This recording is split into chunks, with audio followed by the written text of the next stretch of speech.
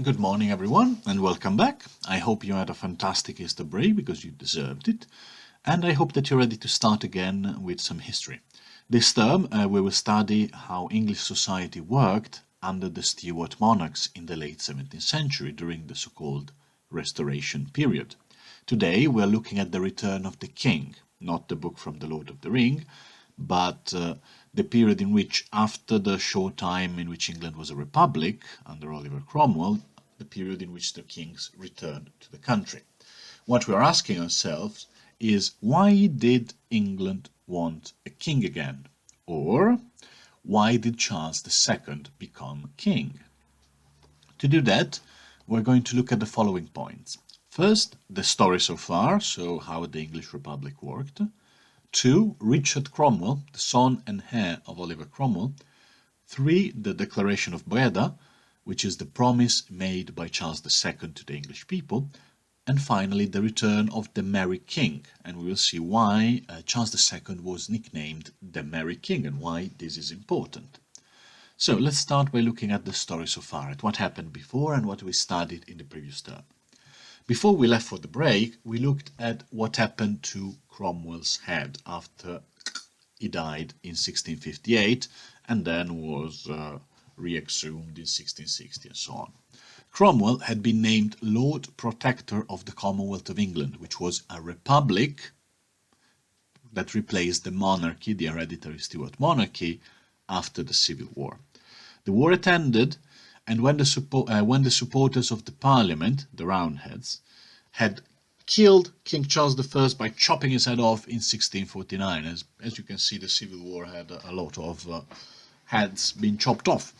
By then, the Royalists, the Cavaliers, had been defeated, and the Parliament now ruled the country without a king. The Civil War had been a terrible time for England. Okay, this needs to be very clear. And this was made even worse by the fact that at the time the climate was getting cooler. And since the population relied on agriculture, on working the field and growing food in the fields, this was a huge problem because the harvests were constantly failing, the population was getting poorer, while Parliament in London was asking for more and more taxes to pay its armies. This was combined, this fact that the population was becoming poorer, but that the government wanted more money from them, this was combined with the fact that many members of the parliament were Puritans, okay? They were radical Protestants, and they were implementing many laws to make Britain, the three kingdoms of England, Scotland, and Ireland, more religious, okay? And their idea of religion. So if you were Catholic in Ireland, there were problems. Cromwell, who was a Puritan general, went to Ireland and massacred a lot of Irish Catholics for the religious oppositions.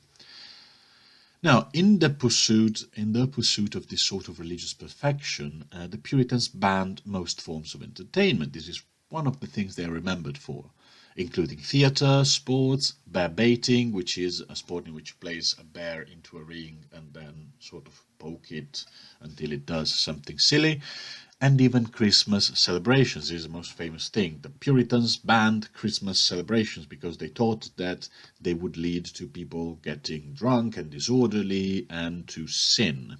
Generally, the Puritans were a no fun allowed kind of government.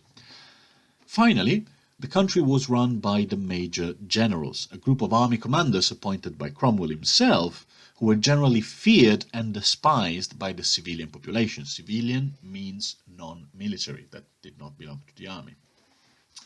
In short, a lot of people were starting to feel very tired about Cromwell and the Republic and looked back at the past, at the good old days of the Stuart kings, which they saw as a golden age. Remember when we studied the golden age in the Elizabethan period?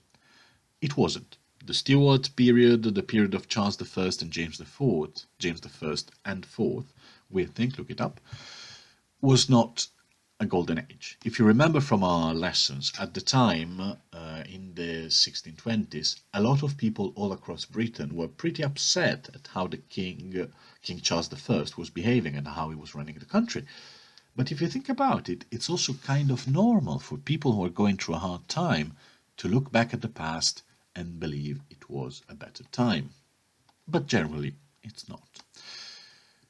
Now, let's look at Richard Cromwell. In 1658, in 1658, Oliver Cromwell died. Even though he was not a king, he left his title of Lord Protector to his son, Richard Cromwell. Now, poor Richard got a lot of bad press from history teachers in the past decades. They described him as being as useful as a jelly pickaxe, for example, from that video from Horrible Histories that we watched last time. I mean, he was actually a very good person. He was a skilled and amiable young man, very smart, but he had two problems. He was not as strong-willed as his father. He was not a military leader, for example. And he found himself forced to rule a country that did not want to be ruled. The royalists, the supporters of the king, started a new rebellion. Then the parliament wanted to be free from the oppressive presence of a Lord Protector, while the major generals, remember the military officers that ran the different parts of the country, were fighting among themselves to decide who would become Cromwell's actual successor. Also, the state had no money left because, as we said, the Civil War happened during a period in which the entirety of the world became much poorer due to climate change. So, in short, it was a mess. Okay, Parliament didn't want to be ruled, the generals were fighting among themselves in order to decide who was going to be the actual successor to Cromwell. The population was poor, and Richard Cromwell was 22 at the time.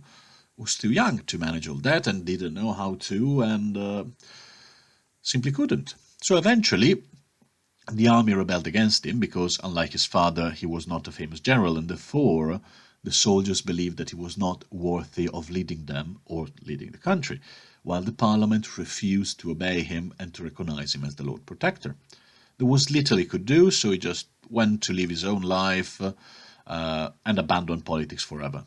Usually what happens in history to people who are in a position of power and then say, you know what, I'm going home, I don't have to deal with this, is that they're killed, because the people who go in power after them see them as dangerous, so they send people to kill them.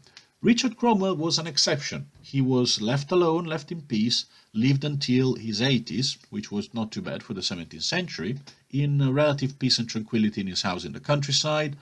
People offered him to come back and rule the country, but he just said, no, that's just not my thing.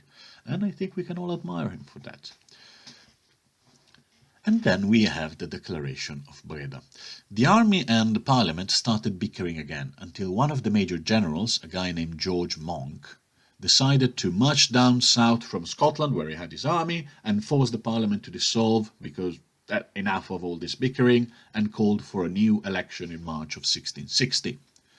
Then, while the election was underway, an old voice from a seemingly forgotten past resurfaced and made a tempting proposal to the country.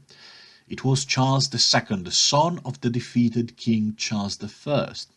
He had fled to the Dutch city of Breda, from where he issued this declaration, asking to be able to come back as king. But, unlike his father, he promised to be respectful of Parliament, and, in addition to that, he also promised to pardon everyone, except those who actually killed his father, like Cromwell and a few other guys. The English Parliament didn't wait long before they answered yes. Okay, they accepted to have a king after 10 years of republic for a number of reasons. First of all, the newly elected parliament was tired of the political confusion that followed the death of Cromwell. Okay, after Cromwell died, it was anarchy. Nobody was sure about who was ruling what. They believed that the republic had failed and that therefore they wanted a new king. Second point, many people in England and Scotland were tired of the Puritans. Many people in Ireland too were tired of the Puritans, but since they were Catholic, they were not listened, and they did not matter in 17th century England. So many people in England and Scotland were tired of the Puritan government and wanted the laws against the celebrations and entertainment to be repealed, okay? And a return to the pre-war situation in which the Church of England, not the Puritans, was in power. Third point, 3. The major generals were seen as a threat to the stability of the country since they were powerful, control the army, and no one really could hold them in check. Many people wanted them to be controlled by a proper king. And finally, point number 4, having a king was seen as normal. Unlike today, most countries at the time were ruled by hereditary kings. Since the republic had not worked well for many people, as we saw, they thought that the problem was in the fact that it was a republic, and they decided that they might fix that by going back to the monarchy. Okay? So, it was decided that Charles II would return to England and he would be crowned king. After 10 years in exile, he returned to London on the 29th of May 1660, which was also his 30th birthday, accompanied by a very long procession of people all covered in gold and fine silks. Let me see if I can find a picture. Here you can see, this is the part of the procession from the cover of a book I've been using to make this lesson, part of the procession of King Charles II on his return to England. You see people dressed with golds and silks and a lot of spectacle. It was remarkable, it was great, it was a remarkable show in which the king showed off his wealth and power, and it was also a way to tell the people of London, and therefore the entire country, that the austere means drab and dark and a bit solemn, the austere times of the Puritan Republic were over, and that a new age of prosperity and wealth was on the horizon. Now, Charles II was the opposite of Cromwell in many ways. He cancelled all the laws that banned entertainment and celebrations. He, from the beginning, had a very respectful relationship with Parliament, especially because he saw how his father was killed for not respecting Parliament, so he decided to not make the same mistakes again, because he liked his head to be on his neck. He also pardoned, and to pardon means to forgive, all those who had fought against his father, except those, as we said, who actually signed the document that killed Charles I, like Cromwell and a handful of other parliamentarians. For this reason, and because he was the opposite of Cromwell, that because he liked parties, because he cancelled all the laws that banned entertainment and celebrations, and because of the atmosphere of joyousness and wealth that he created in his royal palace, he was nicknamed the Merry King. In the next week, we will see if this was really the case, and if the country was as happy as he was during the period known as the Restoration. Restoration means the restoration of the monarchy. We'll see that tomorrow. So, looking back at what we said up to this point, why did Charles II become king? Okay, answer the question in the Google form as always, and as always, I'm looking forward to read what you come up with. See you next time.